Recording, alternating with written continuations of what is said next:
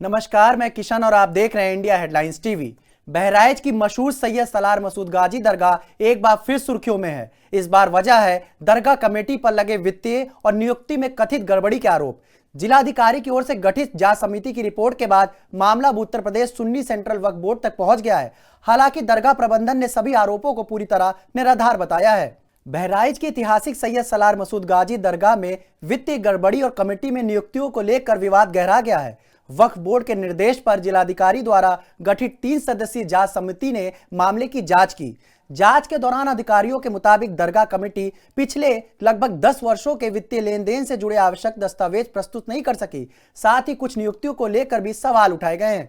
जांच के बाद जिलाधिकारी ने अपनी रिपोर्ट वक्फ बोर्ड को भेज दी है। इसी के साथ दरगाह में चढ़ावे की राशि और मेले के दौरान दुकानों के आवंटन में कथित वित्तीय गड़बड़ी की आशंकाओं पर भी चर्चा तेज हो गई है। इस बीच दरगाह के पूर्व खादिम मोहम्मद मसूद अली मसूदी ने गंभीर आरोप लगाते हुए दावा किया है कि पिछले करीब 20 वर्षों से दरगाह का नियमित ऑडिट नहीं कराया गया और चढ़ावे की राशि में बड़े पैमाने पर गड़बड़ी हुई है। भ्रष्टाचार में अगर बात की जाए तो भ्रष्टाचार तो बहुत हुआ है। भ्रष्टाचार की अगर पड़ताल की जाए सही तरीके से तो लगभग 20 सालों में 100 करोड़ रुपए का भ्रष्टाचार हुआ है। और इस भ्रष्टाचार में दरगाह कर्मचारी, ऑफिस कमेटी के मेंबरान, यहाँ तक कि वक्फ बोर्ड के कुछ कर्मचारी भी सम्मिलित। ये पूरा एक गैंग है जो जनता के पैसों का बंदरबाट आपस में करते हैं, कागजों की, अभिलेखों की हेराफेरी करते हैं। गौरतलब है कि वक्फ नंबर 19 के अंतर्गत आने वाली सैयद सलार मसूद गाजी की दरगाह देश की प्रमुख दरगाहों में गिनी जाती है। यहां हर वर्ष लगने वाले मेले में देश भर से लाखों जायरीन पहुंचते हैं। हालांकि पिछले 2 वर्षों से मेले पर सरकारी प्रतिबंध रहा, इसके बावजूद बड़ी संख्या में श्रद्धालु दरगाह पहुंचते रहे हैं और चढ़ावा चढ़ाते हैं। ऐसे में वित्तीय गड़बड़ी के आरोपों ने पूरे मामले को और संवेदनशील बना दिया है।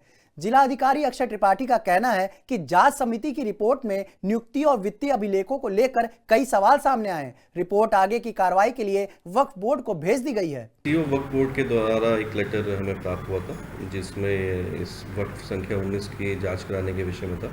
तो उसमें 3 लोगों की कमेटी बनाते हुए सिटी मजिस्ट्रेट, सीओ सिटी और जिला अल्पसंख्यक कल्याण अधिकारी की जांच कमेटी बनाई गई थी।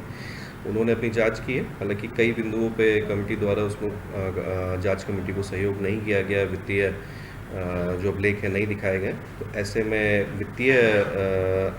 जो वित्तीय पक्ष थे उसके विषय में रिकमेंड किया गया है कि पिछले 10 वर्ष की पूरी जांच वक्फ बोर्ड के स्तर से कराई जाए। उसके अतिरिक्त नियुक्तियों के विषय में कुछ चीज़ें अनियमितता थी, तो वह अनियमितता रिकॉर्ड करते हुए जांच रिपोर्ट वक्फ बोर्ड को प्रेषित कर दी गई है। वहीं दरगाह प्रबंधन समिति ने सभी आरोपों को सिरे से खारिज कर दिया है। कमेटी के सदस्य और अधिवक्ता दिलशाद अहमद का कहना है कि दरगाह में आने वाले चढ़ावे की गिनती प्रशासनिक अधिकारियों की मौजूदगी में होती है। उसकी पूरी रिपोर्ट वक्फ बोर्ड को भेजी जाती है और नियमित ऑडिट भी कराया जाता है। उनके मुताबिक गबन के आरोप पूरी तरह बेबुनियाद और राजनीतिक या व्यक्तिगत मंशा से प्रेरित है। जो है निर्देश के ऊपर चुनाव हुआ है।